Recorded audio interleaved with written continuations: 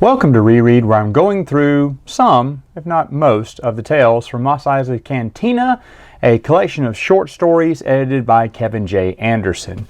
Just going to do these one at a time here. First off, the one by Kathy Tyre says, "We don't do weddings." This is Figrin Dan's band. The Figrin Dan band was the band of Biths here. A lot of these stories are in first person, but surprisingly enough, none of them bothered me. And, you know, I'm not a first-person guy, so you can call me a hypocrite, that's fine.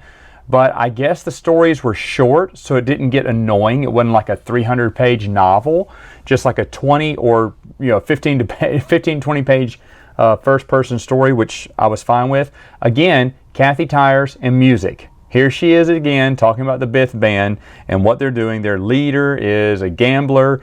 They work exclusively for Jabba right now, but they kind of want to get out.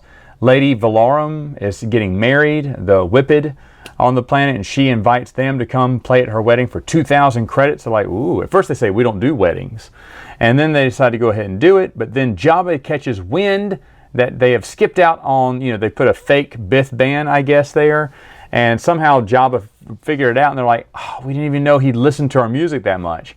So now they're on the run from Jabba through the chaos that happens in the wedding, because I think Jabba breaks it up, or Jabba's henchmen do. They meet the bartender from Mos Eisley. What a coincidence, right?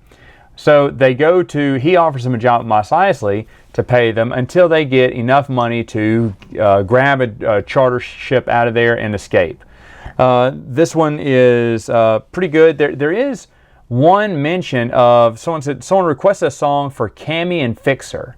I think it was at Lady Valarum's wedding. So were they there, or was that just a random throwaway line, for, I guess what was a deleted scene at the time? People knew about those characters. I don't know. But the short story ends with them spotting Greedo, and they know that he works for Jabba, and they think, he's a bounty hunter, he's dangerous. It's kind of funny because when you get to Greedo's story, it's how is he this famous? Anyway, I'll go into that next. This is Tom and Martha Veach. His wife wrote that. I thought it was just Tom, but I forgot Martha did it too.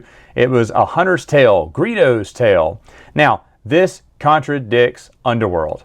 And this one, it talks about him being raised on a swamp planet, not on Tatooine. You're thinking, oh, that's a contradiction with the movies. Well, we know the kid's name is Greedo from the deleted scene and from the novelization. However, there's several Johns out there obviously it was supposed to be hinted that it was the Greedo, but it was never confirmed. So Greedo was not on Tatooine. He grew up on a swamp planet, or no, I can't remember, some kind of green planet. It wasn't Rhodia. And his mom kind of just tells him and his brother, say, look, your dad was a bounty hunter, but unfortunately our whole clan, I guess, had the black mark on them, and they had to wipe us all out, so we escaped. We're never going back there, or they would kill us. That's why you can't be around other Rhodians. Well, ever since Greedo finds out his old pop was a gunslinging bounty hunter, he wants to be one. Well, he meets these two deadbeat bounty hunters who he gives them a big tip. They make tons of money, but they only give him like 200 credits instead of 20,000 credits.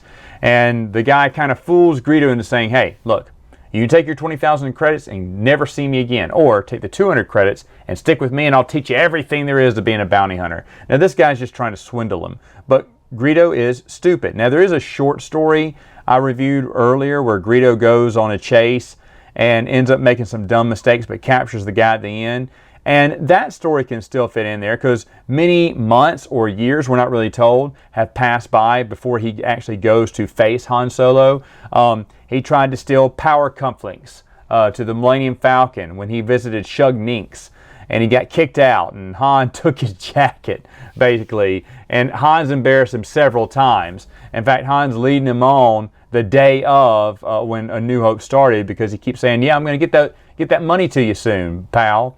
And he doesn't take him seriously, and that's kind of how it is in A.C. Crispin's book. But there is a contradiction in a way, and shame on A.C. Crispin, because she was a part of this book of short stories before she wrote the Han Solo trilogy, and she failed to realize that in the short story by Tom and Martha Veach, Jabba wants Han dead.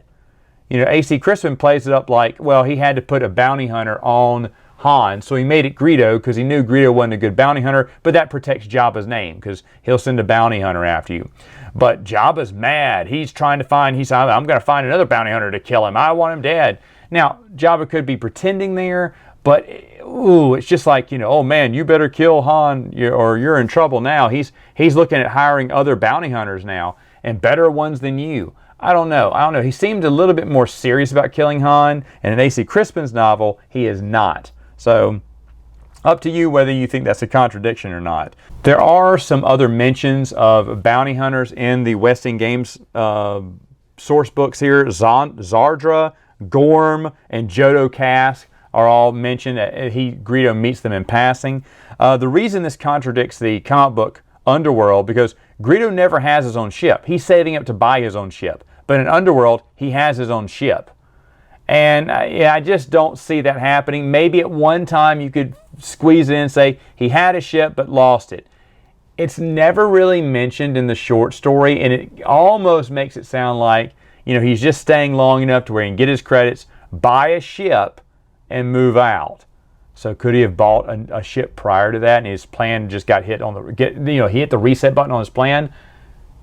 I guess conceivable, but still, But it turns out Han kills him. Everyone knows he's going to die, and that's the end. Now we find out that the bounty hunters he was with basically gave him over to the Rhodians, who he had met earlier in the book, and he thought, oh wow, what if they know I'm from the clan of something something? I'll just be quiet. Well, they instantly recognize him, and they're like, no, this clan should have died.